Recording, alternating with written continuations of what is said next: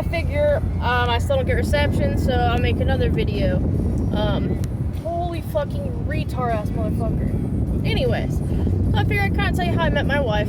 I don't know if I've done this in a recent, I know not in a recent video, but so, okay, I moved to my mom's when I was 15. It was like a couple weeks before Halloween. I had so many pills saved up from my grandma, and like I probably had 1,000 pills of everything. Like literally, I stocked the fuck up. I don't even know how it was possible. So I came to my mom's, you know, I don't even remember if I brought clothes or how that even, yeah, I must have. I don't even know how that worked though.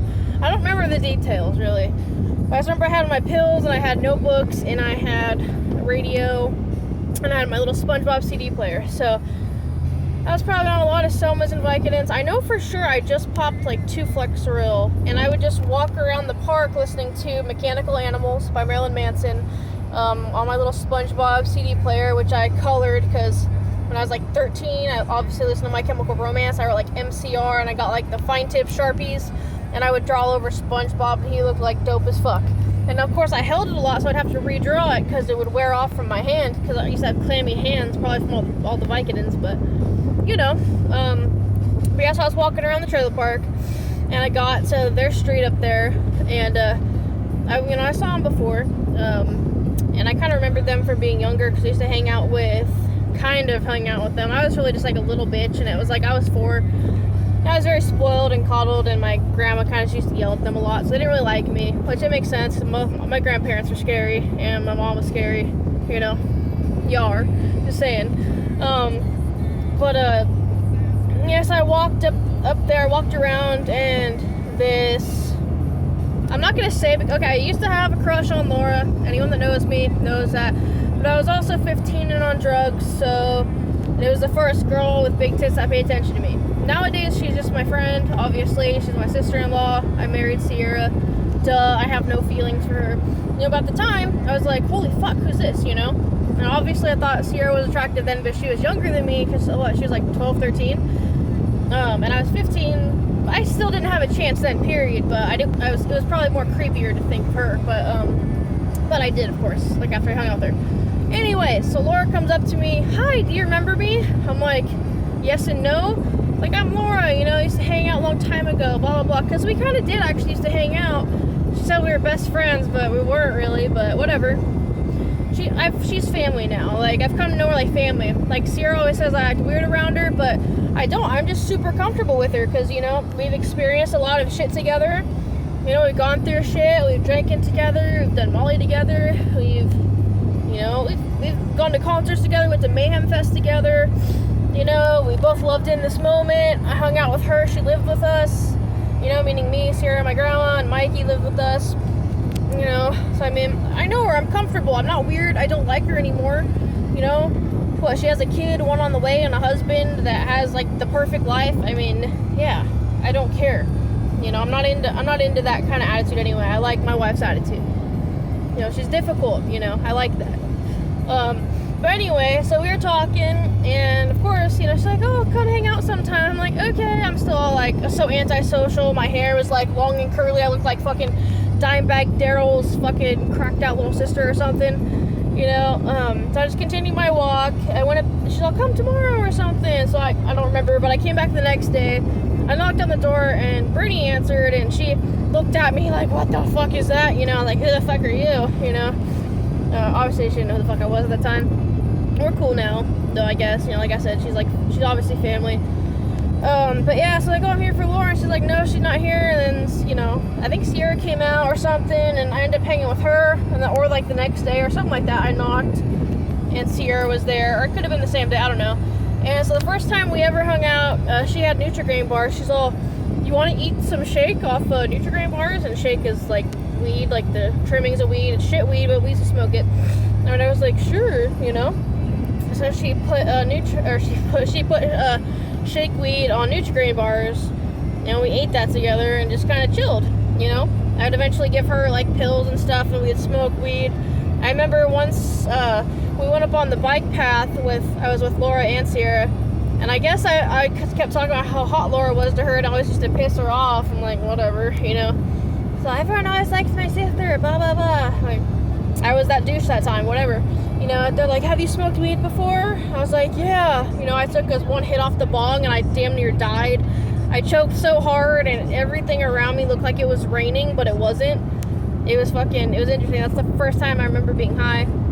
Like, I smoked some joints out of, you know, like the back window that my mom gave me. And Rich gave me this cool little, like, metal, like, one hitter or whatever that came in, like, this wood box. And you could just keep your weed in there, too. It was cool. It was trippy, you know, especially for being young, and I was just handed this device to smoke weed out of, and I could drink anytime I wanted, and I had enough pills to kill a lot of people for a long time, you know.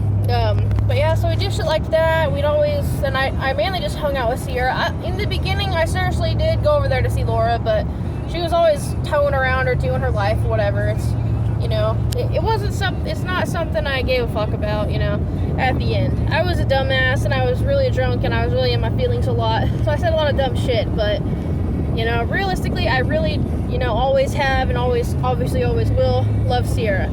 You know, I remember we'd always just to go around on walks. We hung out in my shed. She basically, once she knew me, we basically kind of lived in my shed together behind, you know, my mom's trailer. You know, and she was there for me when my grandma died. We hung out in, like I said, my shed, and that became the place. Like, my grandma bought me a flat screen. We had cable in there. I had a bed, a mattress, a mini fridge with a freezer so I could keep all my alcohol in the freezer and food in there, you know, or whatever the fuck I wanted. You know, I had a laptop, I had my guitars, I had like 3 ESPs and a nice-ass Line 6, you know, in my shed. You know, I had hella posters, we painted the walls and the ceiling, I had black lights in there, I had strobe lights, like I said, a flat screen cable, internet. It was dope. It was like the coolest shit. You know, I had like I had a nice rug in there. I had these like Marilyn Manson shirts that I would put over like cushions, so my cushions and my couch and my chairs were like Marilyn Manson-atized, and you know, I'd carve, and we all would write shit in Sharpie on the shed, like Popular Hose or We Mob or DOP motherfuckers or just stupid shit, you know. And it was fucking awesome. And there was like little nooks and crannies. I would keep like knives and screwdrivers or money or cigarettes. I'd hide them along the shed. It was cool. And so we all used to hang out in there. That used to be like the spot, you know. Yeah, and I had like a little behind it. There was like a little deck area in front of it. I'd keep, you know, so it was like my little entrance. I had a palm tree next to me. Once we hung a dead possum on there. It was already dead. We just put cigarettes and aspirin in its mouth, and that became like our mascot for a minute until Mikey lit it on fire and it smelled terrible. My mom was like, Beans, pick up your possum. So we had to pick up the possum and take it up to the dumps, but it was some good fucking times. Found it by the skate park. Would I ever go back and do it again? Fuck no. I'm not a child. That's shit you do when you're a kid, you know. I respect those times. I'm glad they happened because they solidified a bond that I have with people, you know, and I appreciate that, you know. But yeah, would never go back do that type of shit again. But yeah, so me and Sierra would always walk around, and I remember once, you know, she started crying because she's like, you know, I could never lose you, and I was like, I never want to lose you too either, bro, you know. And then I started to like her, like hella bad. And this one night when we were all drinking with some people, I told her, and I was like, hey, can we go outside? And that became a joke forever. You know, or, oh, I bet you'd like that, huh, Courtney? That became a joke for fucking ever, too. Of course on me, because I was the dumbass. I would drink until I was blacked out and say shit that I didn't remember or shouldn't have said. You know, because that's just who I was at the time. But I was like, you know, I told Sierra that I was in love with her and blah, blah, blah. You know, because I always hang out with her. Obviously, she had her boyfriend at the time. And she was fucking around with a bunch of other people. I was like, you fuck her out there, everyone else. Why don't you fuck with me, you little fucking hoe? You know? But yeah, so that was that, and that it never ended up working out. I remember that next morning I got up like at 5 in the morning because after I blacked out I always get up early. I straightened my hair, I got all dressed up, I did all this shit. I listened to the Used in Love and Death or whatever, and every song in that fucking album I just totally felt for her, you know. It was just crazy, and I really did fall in love with her. I remember the time I did, you know. And obviously, she's like, dude, you're fucking crazy, blah, but you're my friend, blah, blah, blah. Because I always made shit weird. So whatever, I stayed that friend. We had our ups and downs. We got a dog together though. Like that was pretty fucking gay. When I was like 17 or something like that, we adopted a Chihuahua together. Had it for a couple months, ended up giving it away. We decorated her like inside closet or whatever for her name was Chloe, because it's from this movie we watched, I guess. But yeah, so we got a dog together, and always would piss off her boyfriend at the time, and blah blah blah, and whatever. She spent every fucking day with me. Like she lived with me, or I'd be up there with her. You know, we'd do everything together. We always used to tell my grandma we're going to Six Flags or Waterworld. She'd give us like $500. You know, we'd go do fun shit with. We used to walk around. We used to ride scooters. We'd go steal scooters from the fucking trailer park. You know, and ride around. We'd eat shit. We'd go ride bikes. You know, we had a thing for riding bikes for a while. That was fun. You know, we'd go to fucking Walnut Creek or Rinda, just go ride around and do dumb shit. You know, I remember I used to go at like 3 in the morning to the 7-Eleven, like off Monument, which is in Concord, which is like little fucking Mexico, which is not safe to do, by the way, when I was younger, and just to get her a fucking sandwich. If that's not some gay power control shit, like what else is? I'd go at 3, 4 in the morning just to get that bitch food, because she didn't want to go, and I would happily go kowtow to her whim, you know. I was fucking pussy whipped before I was even getting the pussy. But yeah, I mean, and then I did talk to her for like a couple months, and I did my own shit, and it didn't really whatever, you know. And then I talked to her again. I messaged her on Christmas Eve. I was like, hey, what's up? Because I memorized her number, obviously. She's like, who's this? I was like, someone you hate. She's on Maria. That was some other dumb bitch. And I was like, no, it's Courtney. She's like, oh, hey, how have you been? Blah, blah, blah. You know, long story short, we went to driving school together. She was the only one that really motivated me to do driving school, because she was going to be in it, so I did it with her, you know. And then I got my license, ended up getting my license before her, so of course she would drive with me. You know, she would sit in the middle, because I had grandma's, her old Ranger. She gave that to me until I ended up wrecking it. But Sierra would always sit in the middle and steer for me, and I would always feel so cool, because, you know, I could drive. I had like this girlfriend thing. It wasn't official, you know. That we just kind of messed around, and, you know, she was my girlfriend at that time. And then I remember I'd always get in fights with her, and once I ran into the back of a Jeep that was stopped at a stop sign coming out of Clayton or whatever, and totaled the truck. And then I ended up getting a car, luckily, and then the car was fucking dope. It was a nice Honda Accord. At the time it was cool. Mom has it now, so it's probably not as cool now, but at the time it was fucking cool. And, you know, she ended up getting a Civic, but, you know, she would always drive with me or drive my car, you know, and we'd always hang out. She'd want to escape from her grandma's house, so I'd go pick her up in the middle of the night or early in the morning, or just keep her at my house, you know. And no one knew we were dating. Like, her mom lived in Pittsburgh at the time, and people just thought we were kind of weird, you know, but I always thought I was weird. I mean, you know, that's just me. Oh, it's just Courtney. Courtney's fucking gay, you know. But yeah, but it was like, oh shit, yeah, Sierra obviously likes me too.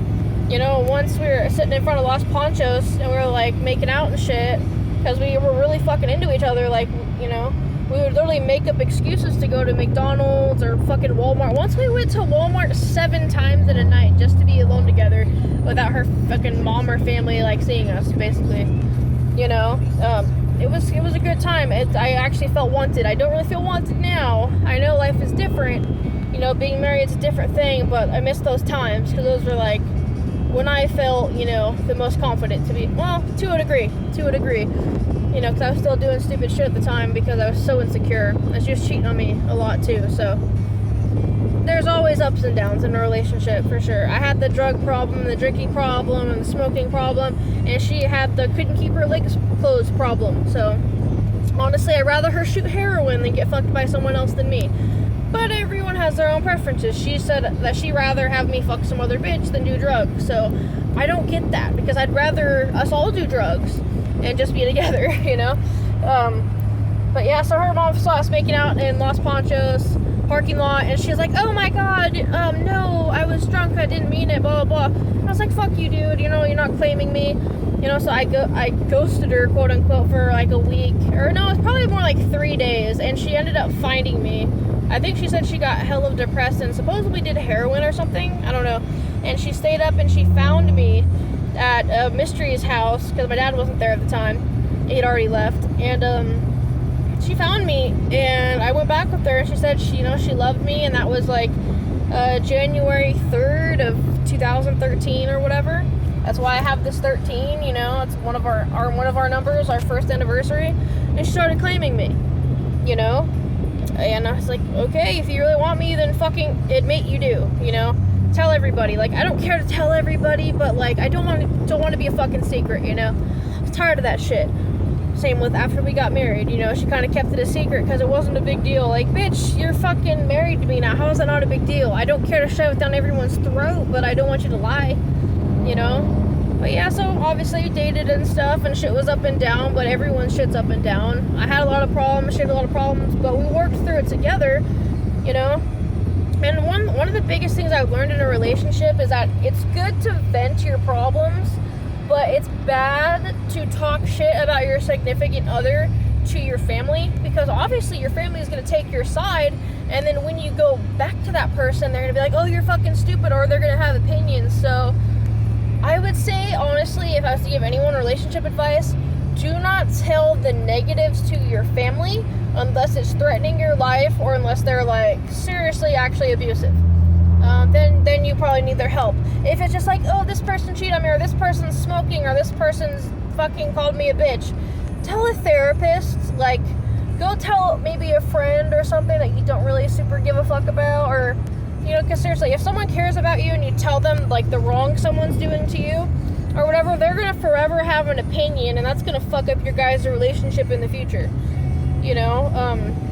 I've seen Nicole do this, I've seen myself do this, I've seen Sierra do this, so it's just, you know, everyone do this really, but it's just, don't tell your family all the negative shit, and don't talk shit about your partner, because then after you work things out and things are great for you, your family's gonna have an opinion, and that's gonna fuck up your relationship, period. I know, Mom, I did that with you. I talked so much shit about Sierra that you ended up having an opinion, plus you knew her before when she was an immature kid, so that's not really who she is, you know. I know to a degree we're all assholes and we all fuck up, but like, I vented too much to you and Grandma, and it kind of made you guys dislike her. But she did so much for Grandma. Like, she would always make her dinner. Like, we used to feed her, obviously, you know. We used to drive her places sometimes. We always used to go to the store. We literally went to the movies like every week, sometimes twice a week with her. You know, we'd go to concerts every single week with her too. And she had fun, and we had fun, or we'd go shopping, or we'd go here and there. Like, we'd do a lot of activities with Grandma and stuff, you know. And towards the end, Sierra would always make sure she had breakfast, lunch, and dinner, water, snacks. We'd always include her if we got something, you know. So, I mean, Sierra's a really good person. I love her more than anything, you know. And I'm glad that she stuck with me through all my bullshit, and I'm glad I stuck with her through all her bullshit. And I know we're in a fucking really tough place right now, and it's gonna be hard, you know, to kind of live our lives and figure stuff out. But, you know, I'm willing to do it. I'm willing to, you know, continue with our businesses that we have, and, you know, try hard, because all the times, you know, we could have given up before, and all the hard times we faced, and all the dumb bullshit we've gone through or done to each other, we stuck through it. So I know we got this, you know. That's one thing about Sierra I know for sure, is like, you know, I've been around her basically every single day for the past 11 years. You know, it's just like, I know at the end of the day I have someone there, and I think that's what everyone wants, is like, no matter what happens or what you do to that person or what they do to you, like, at the end of the day you're still there for someone, you know. And that's a good thing to have, you know, period. So yeah, I love my wife. And this is a long ass video. It's already 20 minutes in, so I'm gonna end it there. But yeah, just don't take people for granted, and sometimes people do deserve a second, third, 10, 11, 20th chance, because one day, not always, but sometimes one day, shit'll all work out. You know, you just gotta have faith and shit.